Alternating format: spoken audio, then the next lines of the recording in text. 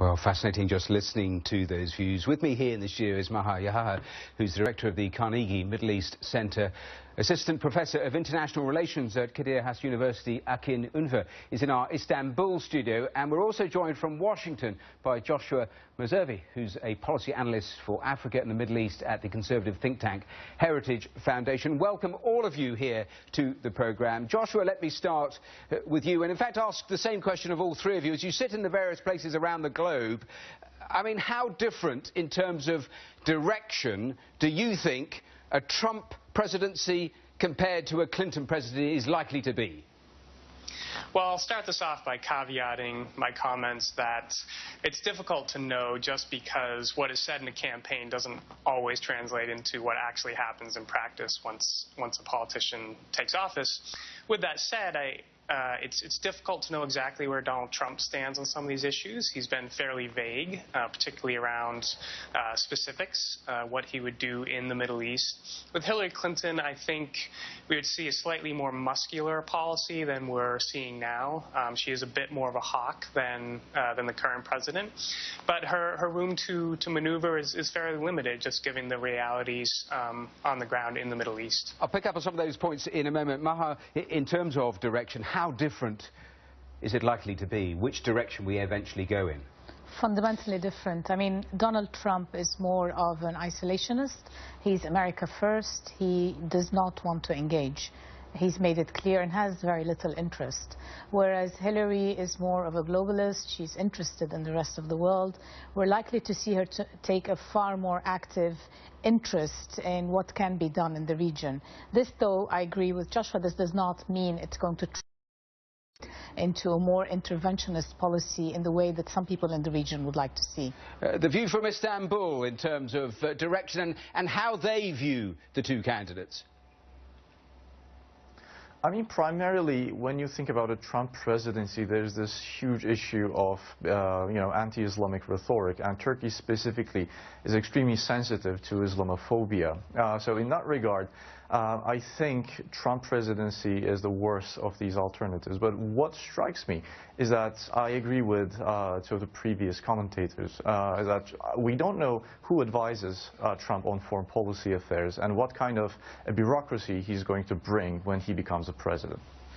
Joshua, you were talking about how we're still slightly unclear in terms of some of the key policies, foreign policies. When you look at Syria, we know Donald Trump has said he has a plan for ISIS, but he hasn't actually articulated what that plan is. I mean, would you expect him to be more interventionist when it regards IS than, say, Hillary Clinton? No, I don't think so. I agree with one of the previous comments that he does have a more isolationist approach to the world. He hasn't used that word specifically, perhaps, but if you read his comments closely, if you listen, that is very much the tone. And he's criticized interventionist policies, both Republican and Democrat interventionist policies. So as per his plan for ISIS in Syria, he says that's a secret plan. He doesn't want to reveal the details of that. So I guess we would have to wait and see what that would look like if indeed he becomes president. And Maha, if it was Hillary Clinton, when it comes to Syria, is it a continuation of the existing policy? Is it a ramping up of the policy? Where do you think it's likely to go? I think she's more likely to try and take a more active role. This will not necessarily translate into a military intervention, as I said before, the way people would like to see. But what she may try and do, for example, is embrace many of the Gulf countries who today feel that they've been isolated, they've been sidelined. So broaden the coalition. Broaden the coalition and perhaps create a more coherent approach to arming the rebels, arming the opposition, working with the Syrian opposition moving forward.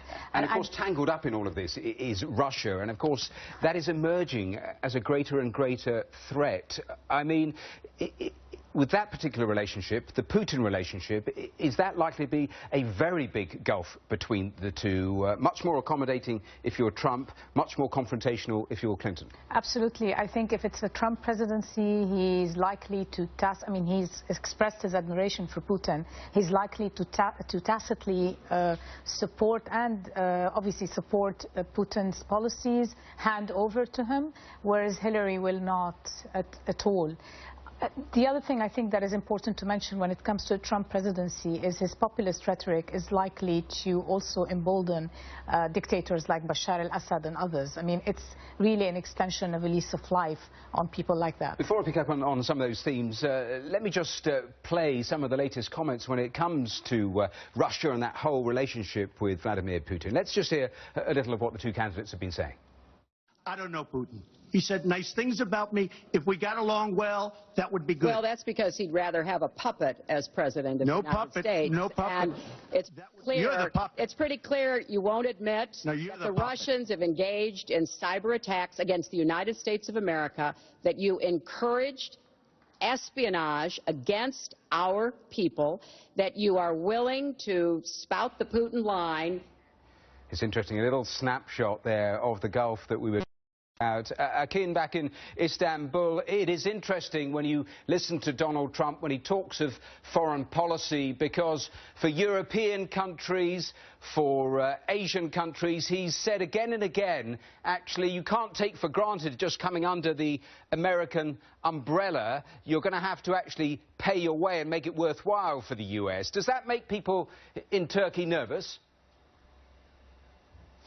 Not quite, actually, because, I mean, so far, leading from behind strategy of the current administration has led to Turkey already distancing itself from the United States a little bit and actually going into a little bit of Russian orbit, especially after the failed coup attempt of July 15th.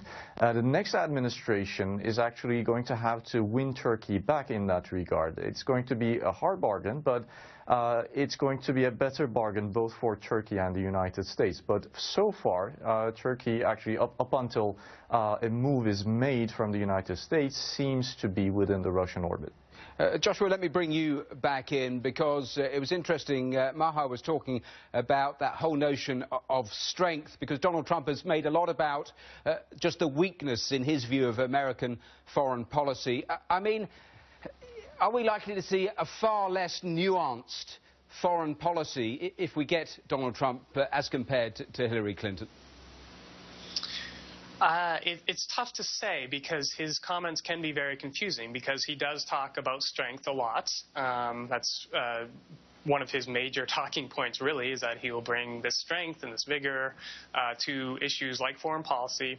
But then he, as we've discussed earlier in the program, he is also a bit of an isolationist. I don't think he's a true isolationist, but he does very much have this idea that the United States has overextended itself, that it has become too in certain conflicts, somewhat similar to the president, actually, in that regard. So it's very difficult to know what this will look like if Donald Trump does indeed become president, because his rhetoric seems to be at odds sometimes with the few foreign policy goals or the sort of foreign policy worldview that he also espouses. And Maha, just a final thought, because I mean, that whole notion of make America great again, I mean, it has resonance with a section of the audience that Donald Trump is appealing to. But in terms of, if you look at the various crises around the world that America is involved with at the moment, do you see the capacity to actually make headway on any of those grave questions under either Hillary Clinton or Donald Trump? I think there is a lot more capacity probably under Hillary Clinton, because she has the interest. I mean, she is interested in putting the U.S., making America great again, not only on the national but also on the global sphere. So I think under Hillary Clinton, yes, there is that capacity to, because the willingness is there. America does have the capacity, but you have to have the willingness as well. Under Donald Trump, no, we will see that because the willingness is really does not exist to that extent, we will not see that, that kind of capacity materializing in the battlefield, so to speak, or in any of the crises. Well, fascinating, that analysis. Maha, thank you very much for your time. Akin there in Istanbul, and Joshua, thank you so much, all of you, for joining us and giving us that international perspective of this White House race.